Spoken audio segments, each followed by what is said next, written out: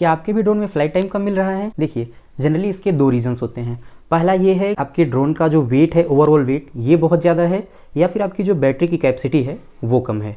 तो आपके मन में सवाल आ रहा होगा कि आखिर ऐसा क्या करें जिससे कि फ्लाइट टाइम हमारा बढ़े? हमें बैटरी कैपेसिटी बढ़ानी चाहिए या फिर फ्रेम का वेट घटाना चाहिए? अगर आप बैटरी कैपेसिटी की बात कर रहे हैं वो तो आप कर सकते हैं। सपोज़ आप ड्रोन बनाए हो पहली बार, आप ज़्यादातर ये चांस है कि आप 2200 mAh की बैटरी लेकर के ड्रोन बनाए हो। लेकिन अगर हम बात करते हैं वेट की, आपकी मोटर उतने ही वजन की रहने वाली है। बैटरी का वेट, आप जैसे जैसे कैपेसिटी बढ़ाओगे आपकी बैटरी का वेट बढ़ता जाएगा। तो वेट घटाने के लिए सबसे बेस्ट जो ऑप्शन होता है वो हम सबसे पहले यही प्रेफर करते हैं। हम रेडीमेड फ्रेम खरीदने के बजाय कोशिश करते हैं खुद से फ्रेम डिज़ाइन करने के लिए। लेकिन क्या खुद से फ्रेम डिज़ाइन करना इतना आसान है? या तो फिर ऐसे ही आप कोई भी मटेरियल उठा लिया, आपने फ्रेम डिज़ाइन कर दिया और आपका फ्रेम आपको लग रहा है कि बहुत मजबूत होगा और बहुत ज़्यादा समय के लिए चलेगा? तो ऐसा नहीं है दोस्तों। ड्रोन अगर आप फ्रेम डिज़ाइन कर रहे हो तो उसके लिए भी आपको कुछ चीज़ें ध्यान में रखनी होंगी। तो आज का हमारा वीडियो है इसी फ्रेम की डिज़ाइनिंग को लेकर के है। तो हम अपनी वीडियो में आगे डिस्कस करेंगे कि फ्रेम डिज़ाइन करते वक्त हमें कौन कौन सी चीज़ें ध्यान में रखनी चाहिए अगर आप फ्रेम बना रहे हो ड्रोन का। तो दोस्तों, ज़्यादा समय ना लेते हुए चलिए वीडियो आज का शुरू करते हैं।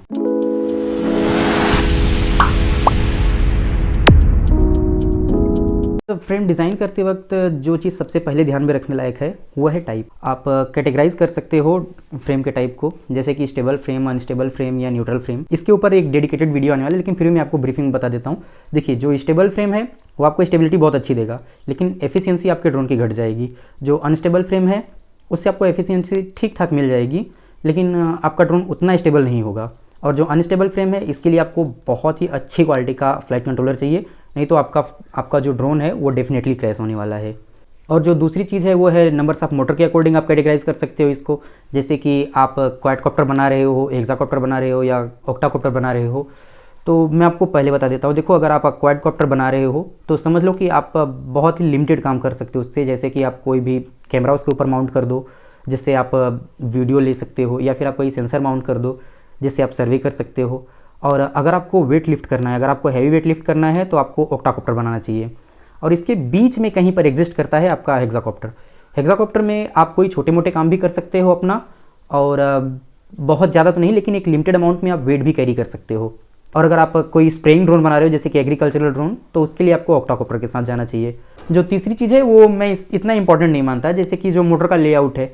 आप देखे होंगे ड्रोन जो है 3 टाइप के होते हैं जनरली, प्लस टाइप का फ्रेम, क्रॉस टाइप का फ्रेम या एस टाइप का फ्रेम, बट ये कोई मैटर नहीं करता। तो फिर दोस्तों, जो दूसरी चीज़ है वो है मटेरियल चूज़ करना एक बहुत ही ट्रिकी चीज़ है ये, क्योंकि जो भी मटेरियल होगा हमारे ड्रोन में जो भी वाइब्रेशन होना है उस वाइब्रेशन को एब्जॉर्ब कर सके, वो रिजिड होना चाहिए, और सबसे ज़रूरी चीज़ वो लाइट वेट होना चाहिए। तो जनरली इसके लिए हमारे पास जो ऑप्शंस अवेलेबल होते हैं वो तीन ऑप्शंस हैं। ये देखिए, ये क्या कर रहा है यहाँ पर। आप नॉर्मल जो फ्रेम देखते हो, जो आप मार्केट में रेडीमेड खरीदते हो, वहाँ पर आपको ये प्लास्टिक का फ्रेम मिल जाता है। और मैंने कुछ लोगों को देखा हुआ है वो फ्रेम बनाते हैं किस चीज़ का, ये वायरिंग वाली जो पाइप होती है। अरे यार भाई, ऐसा ना करो। देखो, बहुत महंगे इसके अंदर सारे इलेक्ट्रॉनिक्स लगते हैं। अगर डैमेज हुआ तो आपका नुकसान हो जाएगा। बट आपके पास जो ऑप्शंस की मैं बात कर रहा था वो 3 ऑप्शन है। देखिए, आप प्लास्टिक का फ्रेम बना सकते हो, या फिर आप एल्युमिनियम की ट्यूब यूज़ कर सकते हो। ये ट्यूब आप देख रहे हो, ये 1.25 इंच की एल्युमिनियम की स्क्वायर ट्यूब है। ओके, ये लाइट वेट है, ये ड्यूरेबल है, और ये बहुत ज़्यादा स्ट्रॉन्ग भी है, काफ़ी ज़्यादा स्ट्रॉन्ग है। और जो थर्ड चीज़ है उसे ज़्यादातर लोग यूज़ नहीं करते, क्योंकि कारण देखो, सबसे बड़ा यही कारण है कि वो महंगा बहुत ज़्यादा पड़ जाता है। वो है कार्बन फाइबर। पर्सनली अगर मैं बताऊँ तो मुझे कार्बन फाइबर बहुत ज़्यादा पसंद है। मतलब उसके जैसा कोई दूसरा मटेरियल, कोई उसके ऑप्शन में कुछ नहीं है दूसरा। क्योंकि देखो, भले वो महंगा है लेकिन उसकी शॉक एब्जॉर्बिंग जो कैपेसिटी है वो 1 नंबर की है भाई। आपके ड्रोन में वाइब्रेशन वो आपके फ्लाइट कंट्रोलर तक नहीं जाने देगा। और वो कुछ हद तक जो इम्पैक्ट है, यानी सडन इम्पैक्ट जो होता है, जैसे कि अगर आपका ड्रोन क्रैश कर रहा है किसी एक आर्म के सहारे, तो वो सडन इम्पैक्ट को भी एब्जॉर्ब कर लेता है। और इसके साथ ही वो रिजिड भी है। हर एक मामले में अगर आप देखो तो उसके जैसा कोई भी दूसरा मटेरियल नहीं है। अब जो थर्ड चीज़ है वो है व्हील बेस। आप सोच रहे हैं व्हील बेस क्या होता है? आप अगर किसी भी फ्रेम को खरीदने जाओ तो आपको एक नंबर हर फ्रेम के साथ मिल जाता है। जैसे कि आपका 250 mm का फ्रेम है, या तो फिर 330 mm का है, 450 mm या 550। ये जो नंबर्स हैं एक्चुअली ये mm में होते हैं। और ये व्हील बेस होता क्या है? देखिए, ये जो आपकी डायगोनल लेंथ है, यानी आमने सामने की मोटर की लंबाई, मोटर की एक्सिस की लंबाई, ये देखो यहाँ से यहाँ तक, ये फ्रेम मेरा F450 है। F450 यानी कि इसकी जो डायगोनल जो मोटर्स हैं इनके बीच की जो दूरी है ये है 450 mm। अब इसको हम क्यों कंसिडर कर रहे हैं? क्योंकि देखिए, अगर आपका व्हील बेस ज़्यादा होगा तो सीधी चीज़ है मटेरियल ज़्यादा लगने वाला है। मटेरियल ज़्यादा हुआ, आप सबको पता है कि ड्रोन का वेट बढ़ेगा, और जो ड्रोन का सबसे बड़ा दुश्मन है वो है भैया आपका वेट। अगर आप वेट घटा ले रहे हो तो यकीन मानो आपको ऑप्टिमम फ्लाइट टाइम मिलने वाला है। अगर आप बैटरी कैपेसिटी भी बढ़ा रहे हो तब भी आपको फ्लाइट टाइम में बहुत ज़्यादा फर्क नहीं देखने को मिलेगा। इसके लिए आपको हमेशा वेट घटाना होता है। तो अब मैंने व्हील बेस क्यों यहाँ पर रखा हुआ है, इसका कारण है, देखिए अगर आप ड्रोन में कोई भी चीज़, कोई भी प्रोडक्ट या कोई भी सर्विस अगर आप ऐड करना चाह रहे हो बाद में, जिसको जिसको कैरी करके ड्रोन उड़े, तो उसके लिए आपको व्हील बेस बढ़ाना होगा। ये देखिए मुझे पता है कि हाँ इससे ड्रोन का वेट बढ़ जाता है, लेकिन फिर भी मैं आपको व्हील बेस बढ़ाने के लिए क्यों कह रहा हूँ, क्योंकि देखो कारण ये है कि जब भी अगर आप ड्रोन बना रहे हो तो यहाँ पर अगर आपका एक प्रोपेलर माउंट हो रहा है तो प्रोपेलर की लंबाई एटलीस्ट यहाँ से यहाँ तक होगी। और अगर आप नीचे कोई भी प्रोडक्ट, कोई भी सर्विस अगर आप ऐड कर रहे हो, कोई भी बॉक्स, कुछ भी जिसको आपको कैरी करना है, और इसके प्रोपेलर के थ्रू जो ड्रैग प्रोड्यूस हो रहा है, यानी कि जो थ्रस्ट प्रोड्यूस हो रहा है, अगर वो थ्रस्ट इसी आपके ड्रोन के ही फ्रेम, क्योंकि जब भी आप कुछ ऐड कर रहे हो तो ड्रोन का हिस्सा बन जाता है, अगर वो आपके ड्रोन के फ्रेम को ही पुश करेगा तो ड्रोन नहीं उड़ पाएगा। क्योंकि देखिए ये पूरी की पूरी तरह से एक रेस्पेक्टिव मोशन में उड़ता है। अगर आप जब भी यहाँ पर फोर्स, जब भी आपका प्रोपेलर नाचता है तो क्या करता है, वो ढेर सारी अमाउंट की जो हवा है उसको एक बहुत हाई वेलोसिटी के साथ नीचे की तरफ पुश करता है। तो नीचे क्या होता है, एक हाई प्रेशर जोन क्रिएट हो जाता है, और हाई प्रेशर से लो प्रेशर के बीच में आपका ड्रोन है, तो आपका ड्रोन हमेशा हाई प्रेशर से लो प्रेशर की तरफ भागने की कोशिश करेगा। इसी के लिए आपके ड्रोन का जो पार्ट है आपको हमेशा यह देखना है, अगर आप कुछ भी ऐड कर रहे हो तो आपके मोटर का जो थ्रस्ट है, यानी मोटर की जो हवा आ रही है वो आपके इस पार्ट पर नहीं लगनी चाहिए, वरना आपका जो भी थ्रस्ट आप प्रोड्यूस कर रहे हो वो वेस्ट हो जाएगा। और अगर आप छोटा ड्रोन बना रहे हो तो फिर तो उसके लिए कुछ आपको कहना ही नहीं है। मैं तो यही कहूँगा आप जितना हो सके उतना छोटा ड्रोन बनाओ, अगर आपको कोई भी लोड नहीं कैरी करना है। क्यों, आपका मटेरियल वेस्टेज कम होगा, मटेरियल यूज़ भी कम होगा, कॉस्ट भी कम आ जाएगी, उसके साथ आपका ड्रोन जो है हल्का होगा। हल्का होने का मतलब क्या है, फ्लाइट टाइम बढ़ जाएगा। अब ये जो पॉइंट है ये मुझे पर्सनली बहुत ज़्यादा पसंद है, क्योंकि जहाँ तक मैंने जितने भी लोगों को देखा है कोई इसके बारे में बात नहीं करता है। ये है COG यानी centre of gravity. Centre of gravity आपके ड्रोन का जो है ये हमेशा बिल्कुल व्हील बेस में, अगर आप देख रहे हो ये डायगोनल मोटर और ये दोनों डायगोनल मोटर जहाँ पर ये क्रॉस कट करेंगी, यानी बिल्कुल बीच में, एग्जैक्ट बीच में आपके जो ड्रोन का सेंटर ऑफ ग्रेविटी होना चाहिए वो बिल्कुल बीच में होना चाहिए, पहली चीज़। दूसरी चीज़, अगर आप इस तरह से देख रहे हो तो इस सेंटर ऑफ ग्रेविटी जितना हो सके आप नीचे लेकर आओ, यानी आपको बैटरी ऊपर नहीं माउंट करनी है। बैटरी अगर आप हो सके तो आप नीचे माउंट करो, आपका जो गैजेट है उसको और नीचे माउंट करो।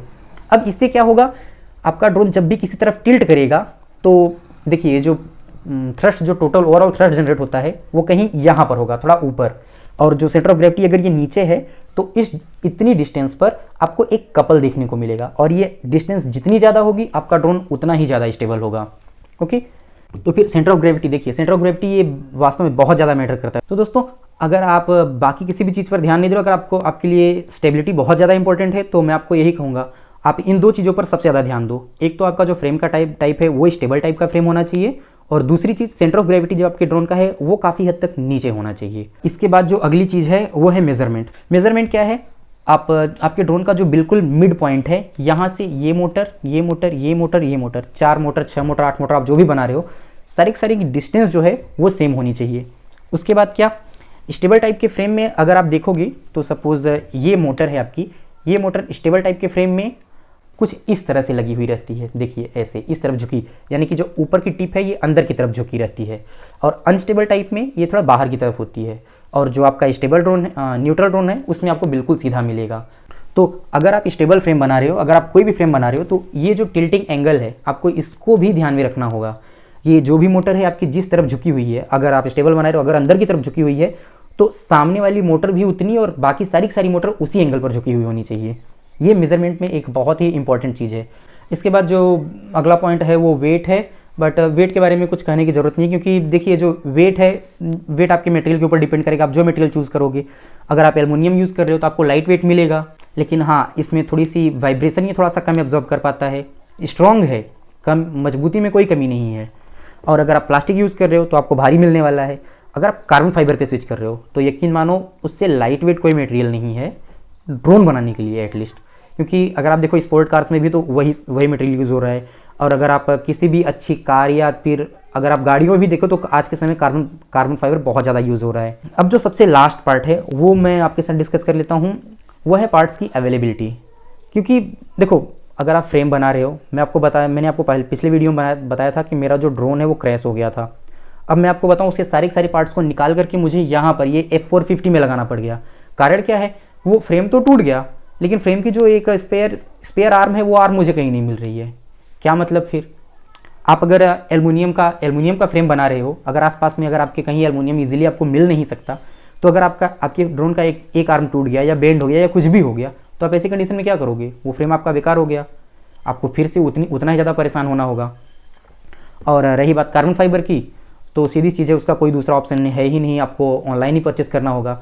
तो अगर आप फ्रेम बना रहे हो किसी भी मटेरियल को यूज़ करके, तो मैं यही कहूँगा, अगर आप हेक्साकॉप्टर बना रहे हो तो आपको एटलीस्ट 8 आर्म की जो मटेरियल है वो आपको रखना चाहिए, यानी 2 आर्म की मटेरियल हमेशा स्पेयर में होनी चाहिए, ताकि अगर किसी भी कंडीशन में अगर आपका ड्रोन क्रैश हो रहा है तो आप उस मटेरियल को लगा करके अपने ड्रोन को तुरंत आसानी से बना सको। क्योंकि देखो सीधी चीज़ है, आज के समय में हमारे यहाँ तो बस लर्निंग के लिए सबसे ज़्यादा यूज़ हो रहा है। आने वाले समय में इसकी बहुत सारी पॉसिबिलिटीज़ हैं, लेकिन आज के समय में अगर आप DIY ड्रोन बना रहे हो तो आप बस इसकी कैपेसिटी को एक्सप्लोर कर रहे हो, कैपेबिलिटीज़ को आप इसकी एक्सप्लोर कर रहे हो कि आने वाले समय में आप इससे क्या क्या कर सकते हो। प्रयास करो तो सबसे पहले आप एल्युमिनियम से स्टार्ट करो, और उसके बाद अगर आप प्रो लेवल पर ड्रोन बनाना चाहते हो, अगर आप अच्छा ड्रोन बनाना चाहते हो, तब आप कार्बन फाइबर स्विच करोगे, क्योंकि देखो वो महंगा है। सिंपल चीज़ है, सबसे पहली चीज़ यही है कि वो महंगा है। और हाँ, एक और चीज़, क्लेम करते वक्त आपको ये जो चीज़ है बहुत ज़्यादा ध्यान देनी होगी। आप स्क्रू, नट, बोल्ट जो भी आप लगा रहे हो प्रॉपर तरीके से होना चाहिए। ऐसा नहीं होना चाहिए कि आप कहीं पर आप किसी लकड़ी का कोई फ्रेम बना रहे हो, अब आप उसके अंदर थ्रेड बना करके आप उसके अंदर किसी स्क्रू को टाइट कर रहे हो, तो वो सिंपल चीज़ वो निकल जाने वाला है। मैं आपको यही कहूँगा कि ज़्यादातर स्क्रू को थोड़ा सा अवॉइड कीजिए। आप क्या कीजिए, आप नट बोल्ट को यूज़ कीजिए, वो सबसे बेस्ट पड़ेगा। तो दोस्तों, फ्रेम के लिए थियोरेटिकली अगर मैं बता दूँ तो इससे ज़्यादा कुछ है नहीं फ्रेम में, लेकिन ये जितनी चीज़ें मैंने बताई आपको, फ्रेम का टाइप बताया, मटेरियल आपको कौन सा चूज़ करना है ये बताया, व्हील बेस कैसा होना चाहिए, सेंटर ऑफ ग्रेविटी कहाँ पर होनी चाहिए, और जो मेज़रमेंट है, यानी कि जो बताया मैंने सेंटर ऑफ ग्रेविटी से कितनी दूर पर होना चाहिए, मोटर का टिल्ट एंगल कितना होना चाहिए, और वेट के लिए आप जितनी ज़्यादा चीज़ें हो सकती है आप हटाओ। जो लास्ट वाली जो चीज़ थी वो थी पार्ट अवेलेबिलिटी। फ्रेम के लिए बस इतना ही था। अगर आपको कोई भी क्वेश्चन हो इससे रिलेटेड, कोई भी क्वेरी हो, तो आप कमेंट कर दीजिए। मैं एक डेडिकेटेड वीडियो बना करके उस चीज़ को समझाने का पूरा प्रयास करूंगा। अंत तक बने रहने के लिए दोस्तों आपका बहुत बहुत धन्यवाद। तो दोस्तों, आज की वीडियो के लिए बस इतना ही। सीखते रहिए, सिखाते रहिए, स्वस्थ रहिए, अपना और अपना का ख्याल रखिए। मिलेंगे एक और नई वीडियो में, तब तक के लिए धन्यवाद।